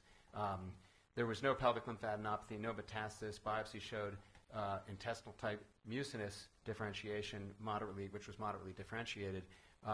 again, I think we looked at this, the stage survival by location, the posterior urethra has a worse survival than the anterior urethra. And this is in men, and interestingly, I think maybe different than in women, but interestingly, in men, the adenocarcinoma, at least by these SEER data, had a slightly better survival, cancer-specific survival. So he had a colonoscopy that showed 2 tubular adenomas that were not malignant. He had a multidisciplinary consultation, underwent cystoprostatectomy, total urethrectomy, pelvic node dissection, and ileal conduit, and he had carcinoma with exclusive, I don't think I meant to say exclusive, well, I don't know, exclusive glandular differentiation, enteric type, mucinous, moderately differentiated, and it invaded the prostatic stroma, but it's a PT2 N0. And then our GU medical oncologist consulted with the GI oncology folks to say, is there any benefit for adjuvant adenocarcinoma-directed chemotherapy? And they said no, and he's currently 2.5 years out without any recurrence. This is an 80-year-old female with a history of non-muscle invasive bladder cancer and enlarging and then bleeding mass at the urethral meatus. Originally, this was thought to be a urethral carbuncle, which is benign, but it had been getting larger and then it was bleeding. And a biopsy demonstrated high-grade papillary urothelial carcinoma, superficially invasive of the subepithelial tissue. And this actually is somebody that we then did an MRI, and on MRI we could see the inflammation of where the sort of mass was, but really couldn't visualize the mass on the MRI very well, and we couldn't identify anything more proximally. And on exam and cystoscopy, there was nothing more proximally. So did a distal urethrectomy, was high-grade T1 urothelial, and negative margins. And has had no additional therapy. She's continent and negative disease, although still undergoing surveillance. So Piyush alluded to management of lymph nodes and how do we address that. So there's not a lot of data. I'll just say that. There's really not a lot of data. Okay, and that's the nature of this disease. So these are NCDB data by Gary Steinberg, who I think many people know. 700 and this is in men.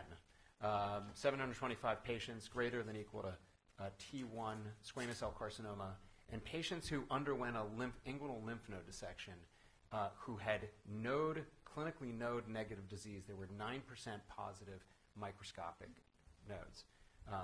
And that's really interesting. And I sort of dropped this arrow here to say for comparison, because I've always thought about, squamous cell carcinoma of the urethra, we think about it and say, well, maybe we should be treating it like penile cancer.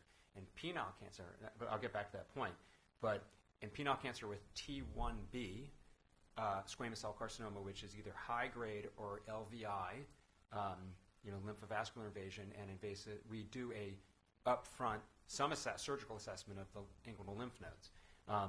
And so, but by these data, it was 9%, whereas in squamous cell carcinoma of the penis, for clinical N0, it's 20 to 50%.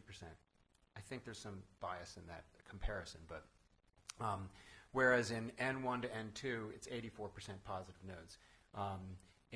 So in clinically positive node disease, there is a survival advantage to doing an inguinal lymph node dissection.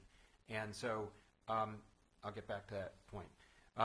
This is a hard paper to interpret because if you look, it's from 1948 to 1999. It's a really big range. And so, if there was, this is in women now, in clinical N0, inguinal nodes, 25% were positive. In clinical N0 pelvic nodes, I'm not sure how you even assessed that prior to CT scan, 29% were positive. So a little hard to sort of really interpret that. This is a SEER paper. This didn't really come out that well, did it? But basically, the images here show somehow that the Kaplan-Meier curve would basically show that if you did a lymph node dissection, the survival was improved compared to no lymph node dissection at all, and that here that the predictors of survival were even of a lymph node dissection, improving survival were even significant for N0 disease. And so the conclusions of the authors were that that we may consider an inguinal node dissection, or any node dissection in patients even who have clinical N0 disease. Now, the major limitation is we just didn't know if these were inguinal or pelvic lymph node dissections. I would suspect most of the cases had pelvic nodes involvement. So how do we think about managing nodes in the posterior urethra? If the patient's having a cystoprostatectomy or a radical cystectomy in a woman, the pelvic lymphadenectomy is relatively easy to do, and that should be done at the time. Why not do the same for an inguinal lymph nodes? Because the potential downside of an inguinal lymph node dissection and the complications of an inguinal lymph node dissection are far different than for a pelvic lymph node dissection at the time of surgery. So for clinical lymphadenopathy, definitely do a bilateral inguinal lymph node dissection. Clinically negative nodes, we really don't have data. So I personally would consider it in patients who have high-risk squamous cell carcinoma, and especially those who have squamous cell carcinoma and they have a prior history of penile squamous cell carcinoma. I would definitely consider that strongly, and I have recommended that. And in women, again, although the data are really hard to interpret there. I'm going to try to speed up because I know this has been mentioned, but this is a 62-year-old man with a mass invading the urethral meatus involving the glands. This is actually probably one of the best MRI images I think I've ever seen. You can see the tumor invading here. It's invading into the gland's tissue. Here you can see the tumor invading the sort of corpora cavernosa. Then proximally it looks really clean. I will comment that in squamous cell carcinoma of the penis, I've seen skip lesions along the corpora. So this is where MRI can help. I've seen that once. So he had this 8 millimeter left external iliac node. He then had a partial penectomy, PT3, urothelial carcinoma with squamous differentiation. He came to the multidisciplinary GU-oncology clinic, which is where I met him. He had a cystoscopy was negative, CT urogram, showed no urothelial lesion. But again, showed this little node. This is on the CT, and we showed, well, this is urothelial. It's a little odd. We then, and there was nothing in the inguinal nodes, and then we decided to do a PET, and this actually was positive, but a different node than the other one. The underwent a left inguinal lymph node dissection. One node was metastatic urothelial carcinoma with squamous diff with focal extranodal extension, and then on an early post-op CT, that other node was a little bit larger. So he underwent GEM-CIS, or started GEM-CIS, and it was very poorly tolerated. Then we did a robotic left pelvic node dissection and showed metastatic urothelial carcinoma squamous differentiation and extranodal extension. He is getting adjuvant radiation to the groin and pelvic nodes and adjuvant nivolumab. And this is the patient that had a lot of crossover. There was a lot of difficulty in identifying, was this urothelial, was it squamous, and it made a big difference because you have to decide whether you're going to give that patient urothelial-directed chemotherapy or squamous-directed chemotherapy, which would be ITP. So this is a 77-year-old woman with a history of recurrent UTI, and she had urothelial. This was urothelial. She then underwent neoadjuvant GEM-CIS, radical cystectomy, and was actually looked like downstaged, and is on surveillance and is 1 year out now. So we know that neoadjuvant chemotherapy in locally advanced urothelial carcinoma has been associated with improved overall survival. These are NCDB data in men. Adjuvant chemotherapy was not associated with that, but again, the numbers are relatively low. This is looking at multimodal therapy for locally advanced disease, and this is a not national database data, but multi-institutional group put together. Jason Ifstathy, who's at our center, has been has helped to put this together. And these are clinical T3 and T4 patients saw benefit from either neoadjuvant chemo or chemo RT. And then what about the role of radiation for locally advanced disease? Patients, I'll just sort of quickly say, there is likely a subset of patients who can benefit, who have higher disease like T3, 4, or N1, 2, who can benefit from from surgery and RT. Of course, we don't know based on NCDB data if it was radiation to the nodes or radiation locally to the urethra. I would be careful about radiating, especially the male genitalia. Having said that, this is a paper from Alex Vani, and this is you might see an option in locally advanced disease to use, rather than surgery, 5-FU, mitomycin C, and external beam radiation. This is the only paper that's ever done that. So that comes from this paper and from their center, and this is the sort of the disease-specific survival in that group, and they got radiation to the genitalia, perineal area, inguinal, and external iliac nodes. Recurrences should be managed with some local therapy, and you can see that there is a benefit to salvage local therapy when there are recurrences rather than just treating them conservatively or just with chemotherapy alone. The EAU guidelines sort of summarize what I've gone through, and I'm going to just wrap up, and the NCCN guidelines as well. And I would just say that urethral cancer is heterogeneous. I think we need to dictate the treatment by anatomy and location and biology, and certainly have to have multidisciplinary care. Yep. Thanks. One question, Adam. Does it ever make sense in a patient with isolated disease in, let's say a male within the prostate, to do a radical prostatectomy? It's a great question. And everyone is afraid to go there. Yeah. And I don't know if there's a good reason or not, besides the fact that if it was somewhere else, it can come back. So I would say if it's truly isolated, possibly. So that gentleman who had he very much wanted, he did not want a urostomy. Yeah. And but it involved the membranous and the membranous urethra, and that had to. Yeah. So I would say if it's true, we really think it's isolated, potentially. But you might, I will say we had one patient, you hate the anecdote, but it's like that in this case, right? We had one patient that had isolated prostatic urethral urothelial, was elderly, frail, did a TUR and did chemo-RT. He did great and unfortunately died of other causes several years later. But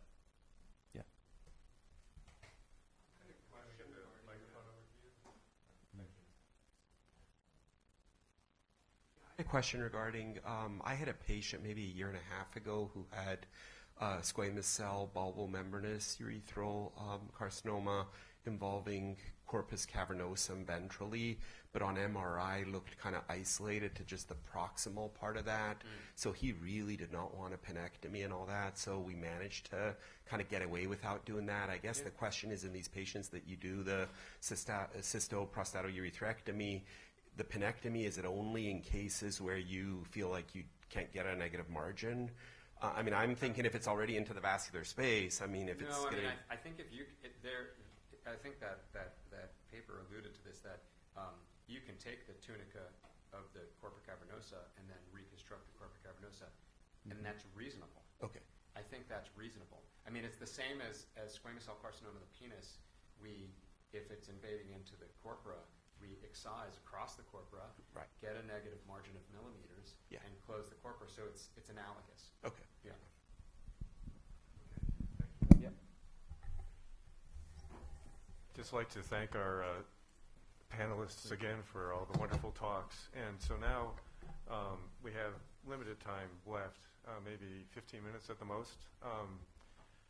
I was going to give my personal history, but Adam took... No, Okay. Well, just quickly, I was diagnosed in 2015 with T1 high-grade CIS of the bladder, and went through TURBT that caused some problems, and had BCG treatment as well, and none was successful. So at that point, went through the second round of BCG under Dr. Feldman's purview, but also getting the team at MGH to look at my situation. They said the gold standard at this point in evaluating everything was to have a radical cystoprostatectomy. But they agreed that maybe trying another round of BCG. The first round was bollocksed up because of having a kidney infection. So we thought that maybe it wasn't working right, but it turned out the second round also didn't work. So I went through with the RC, and that I was diagnosed initially in 2015. The RC by Adam was in 2017, May of 2017. Got a neobladder. Everything was going pretty well. Had a series of UTIs, and also a problem with my right ureter that needed excision of part of the right ureter. So sort of a standard type of thing with us bladder cancer patients and a whole bunch of things happening. And then it was right around Think Tank 22, in fact, at Think Tank 22, when I had a pure drop of blood come out the end of my penis. And but I also was starting to suffer from UTI symptoms. And so here's another one of these kind of horror stories of your symptoms, coming together, but confusing one for the other. And so I thought, okay, this is blood from the UTI. And then it happened again.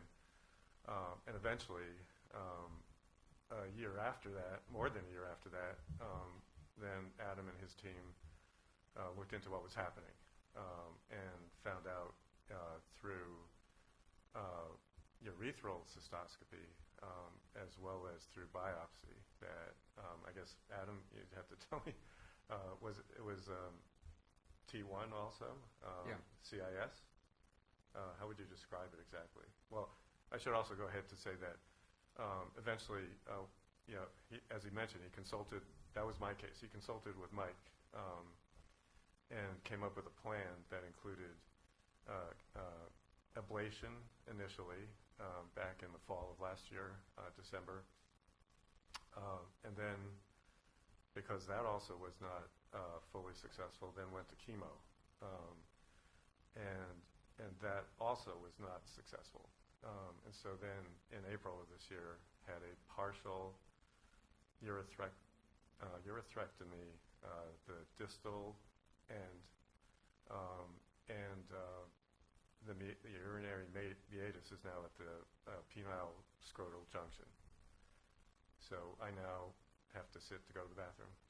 So I join all of you females, and realizing how tough it is when there's only a few number of cubicles. But I guess, Adam, would you say is that an accurate description, or? Yeah. Okay. Yeah. And I'm forever thankful to Adam, to Mike, to the teams that have helped me out, and certainly the multidisciplinary teams are extremely important.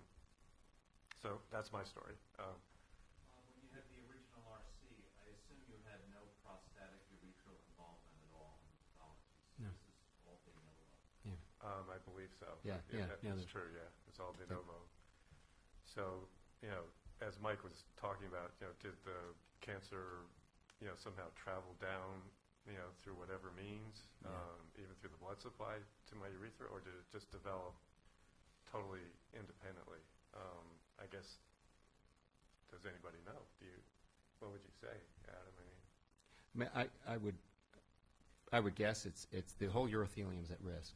Yeah. So I think it's whether you'd call that de novo or secondary, it's hard to sort of semantics, but I think it's a new lesion in an area that was at risk. So and that's why we do continued surveillance.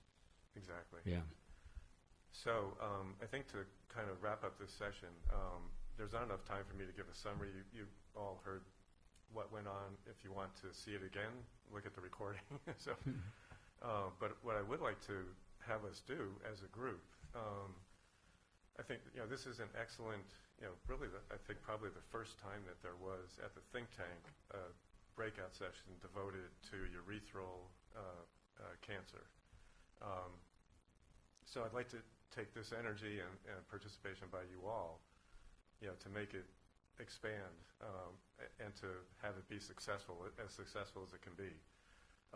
So one of the things I would say is we'd like to hear ideas from you folks as to what's the most appropriate way of going forward. The number one thing that I would say, though, is that, as has been noted many times, these conditions are very rare. So given that there are limited financial resources, for Beacon, for the institutions that are involved, for the country as a whole, for the international community as a whole, how do we balance, the rareness, versus the need, the rareness and the need versus the resources that are available? How do we be most effective? I have some thoughts, but we'd certainly like to hear from the rest of you. I also tend, like in my professional life and volunteer situations, I tend to say, if somebody has an idea, then I want to sign them up and get them involved right away. And I guess one thing I would do also, maybe turn it up. There are two board members from Beacon in the audience. Karen Sachs, you want to raise your hand, and Doug Cappiello. Maybe sort of turn it over to you, just to quickly address the situation of Beacon's limited resources, but maybe you have ideas as to how to proceed. Should there be more interactive sessions like this, webinars, providing resources that are specific to urethral bladder cancer, and you probably have to tie it also to upper tract urothelial cancer, as the presenters have said. If you have spread to urethra, then why would it not also spread to the upper tract? I don't know if you just maybe take that for a couple. I was just going to say a couple things I can see. I mean, I really see the use of BCAN through a survey to figure out what are the surgeons doing, for patients who have, of having cystectomy, what is the practice for, urethra. So that's number one, and that could be, I would think could be, Beacon is, they are experts at doing that, so, that could be one avenue. I definitely think that, that Stephanie would be the person to contact about doing a webinar, on this particular subject. I think that pretty much the sky's the limit, and maybe somebody wants to write a grant and for for funding through Beacon or something like this. Sure. Certainly, being that it would need to be very multi-centered to get the numbers. 'Cause Absolutely. the numbers are so small. Thank you. Working group, Mm-hmm. Mm-hmm. for like rare sites, urethral, include upper tract. They don't want us to do it on separate. The working group, task force, whatever you want to call it. Sure. So Doug Cappiello, I know you had the question back, a few speakers ago, but at NCCN, is there something that can be done in terms of influencing guidance? I think we first have to know what our baseline is. And, in this room are people that are interested in urethral carcinoma. But I think if we were to survey urologists across the country, either through Beacon or through the AUA, we're going to find there's a huge deficiency.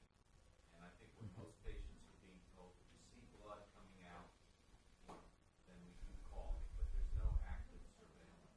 So I would like either through Beacon or through the AUA contacts to survey people and find out what our baseline is. We're through. A huge deficiency in that. The second thing is, I really think you guys should plan a webinar because our patients go and listen to those webinars. Thirdly, it's a podcast. Work with Rick Banks and talk about this. I think that would be very, very helpful. And it's really about kind of getting the word out. This is a relatively rare cancer, but it's very deadly. And if you get it, you have really issues that you have to deal with.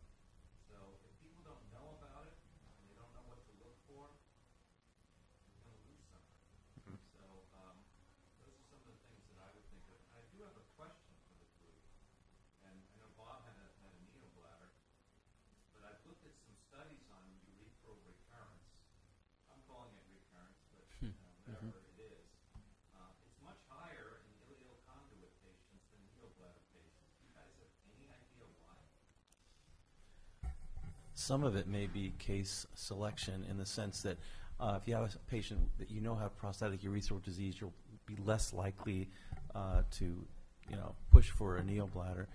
But the group at USC basically had the idea that somehow the neobladder was protective. It's about twice it's like 4% versus 8%. So it's significant. So maybe there's something to it. A tissue not in use anymore may be more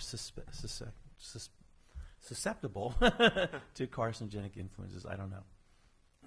Yep. Like with all the data that you guys have, if you could, I don't know if you've looked at this in patients that have been actively undergoing surveillance through urethral washing versus those who just picked it up on symptoms.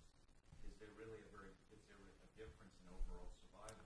I read one paper one time that said that they were about equal, which I was kind of surprised about. It's probably because the interval at which we survey a patient, maybe once a year, let's say after year 3, is not going to be granular enough to find them early to make a difference. Right. It develops a little faster than. That's why once a year is hard to. But one thing I was going to say is that I think actually leveraging the SUO would be great in terms of sending a questionnaire out, and there may be a better response rate. Certainly there would probably be be isolated of urologic oncologists. Yeah. Okay, Would be great. And one question that I think all patients would ask is, given the horror stories that we hear about, the low survival rate for certain types of cancer, what's the outlook in terms of identifying it earlier? Is there any possibility of doing that, or is it at this point still impossible? But what are the possibilities, I guess, and is there a pathway towards earlier identification to avoid those horror stories, especially in females? So I might pose that to you, Manju. If you want to get your microphone.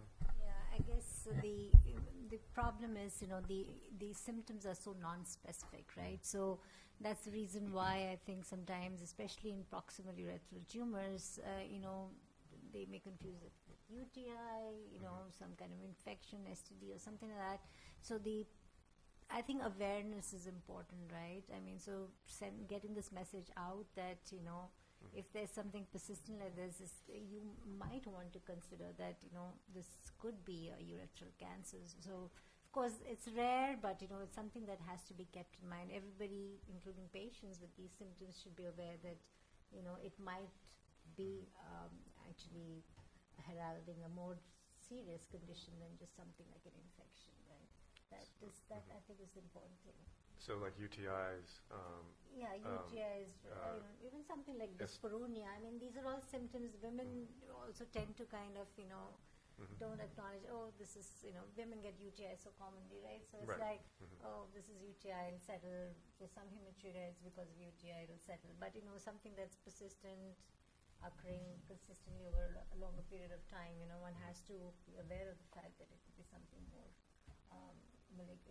something worse than what it actually is, like inflammation. Yeah. So then, the question would be, how do we get the word out? And I would also ask the corollary question of, is there an insurance problem, in the sense that if a woman keeps having UTIs, and then, here's what we're saying, here's from you and other people with outreach saying, you got to look for other things besides just the UTI.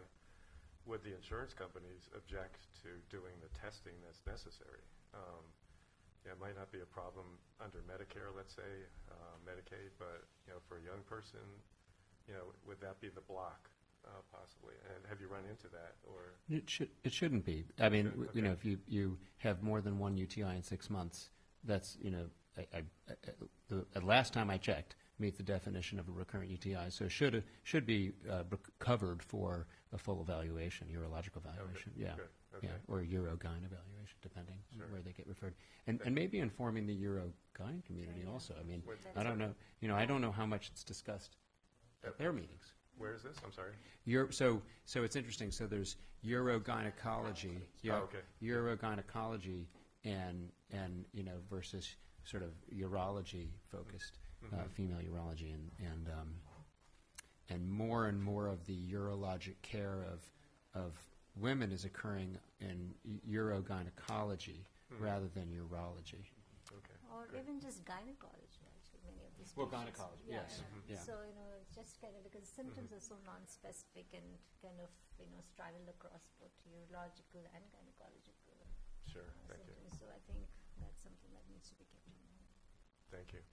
So, Doug, One last thing, I'm sorry. speak up. So, Yeah, one last thing. So yesterday when we had the presentation on the NCCN guidelines, it was mentioned that you could request in, I can't remember the exact email address that was in there, and I would really like somebody to put a request in for some clear screening guidelines for urethral carcinoma post-cystectomy.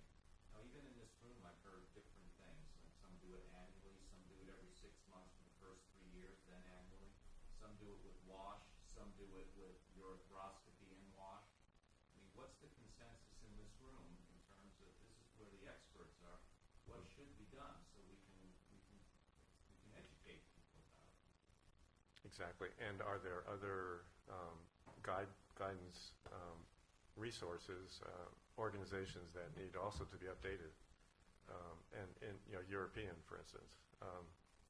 Obviously, Beacon is focused on the U.S., but let's look at other organizations' guidance as well.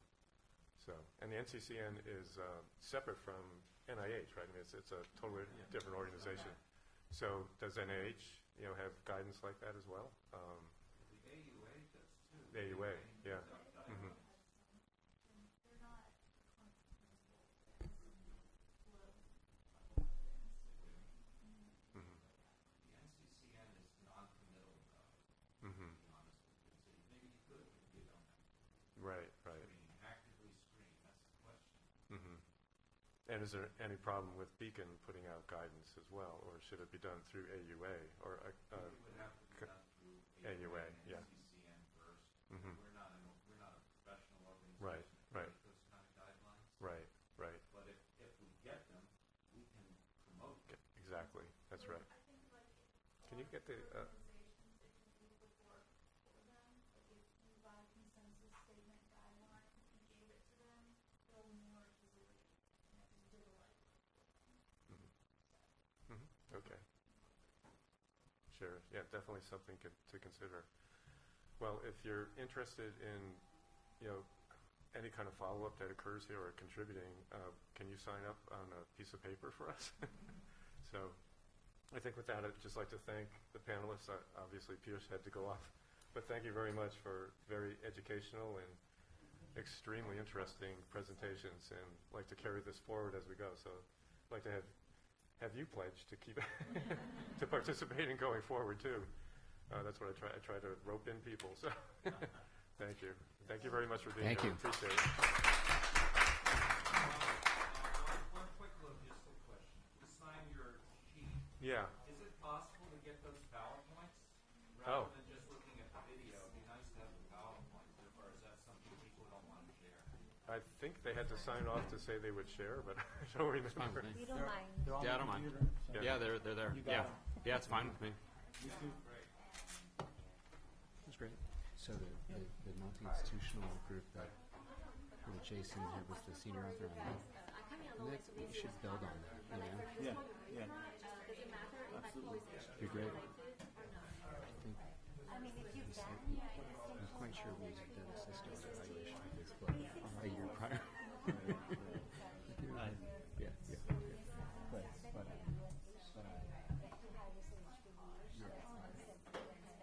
And that will impact the decision making. So you do review into wash? No, unless I identified it.